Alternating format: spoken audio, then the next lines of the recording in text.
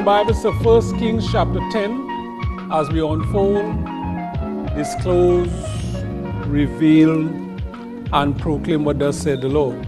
Today I ask the speakers of the oracles of God, and as the psalmist of old will say, let my tongue be as the pen of the ready writer. God will all the praise and honor and glory that due unto his name. In Jesus' name, amen? Amen. Glory to God. God will get all the praise and honor and glory that due unto his name. We're looking with God, all things are possible. So with men it's impossible. When the rich young ruler came to Jesus and he asked for eternal life, Jesus told him what to do. He said he's not going to do it. And Jesus said how hard it is they that have riches enter into the kingdom. And his followers were astonished. And he said how hard it is they that trust in riches enter the kingdom. It's easier for a camel to go through the eyes of a needle than a rich man to enter the kingdom. And they were astonished out of measure. He said, with men, it's impossible, but with God, all things are possible. When the angel appeared to Mary and tell her that she's going to give birth to our Lord and Savior, she said, how shall this be seen and know not man? And he said that the Holy Ghost is going to come upon you and overshadow thee. He said, with God, all things shall be impossible. So where it seemed impossible with men, with God is possible. If you go in the natural, you look at Moses against the Red Sea, that's impossible to open the Red Sea. That's impossible in the natural, to open the Red Sea. It's impossible in the natural for Joshua to bring down the walls of Jericho just by shouting. It's impossible in the natural. But with God, all things are possible.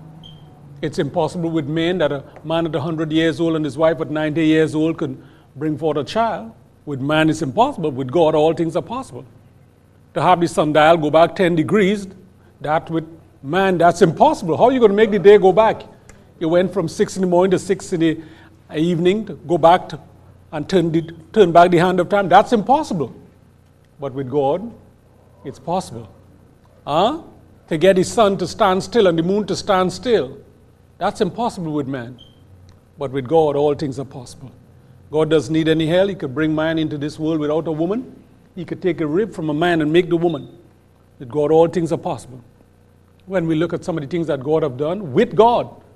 So whatever you're doing in your marriage, in your ministry, in your business, with God, he can make water come out of the rock. He can make the bitter water sweet. He can turn water into wine. Is that true? So with God it's possible, but without God it's impossible. Amen?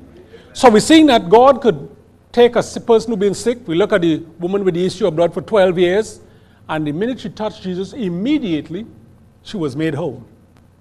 For 12 years, she had no contact with our Lord and Savior, but the minute she touched his garment, she was made completely whole. Immediately, less than 60 seconds, her life was turned around.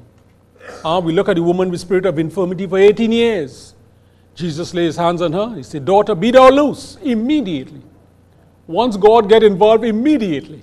After 18 years, now she's set free. We look at the man at the pool of Bethesda for 30 and 8 years. 30 and 8 years. Take up thy bed immediately. You get involved with our Lord and Savior Jesus Christ immediately. Your situation could be turned around. So you might be viewing on television or listening on radio. Your situation could be turned around immediately. God doesn't have to go and have a conference meeting. God doesn't have to have a season. He's only healing in the spring and in the summer. And in the fall is certain people he heal in the fall, and winter time is no. I thought about the people in the 15th chapter of the Gospel according to Matthew.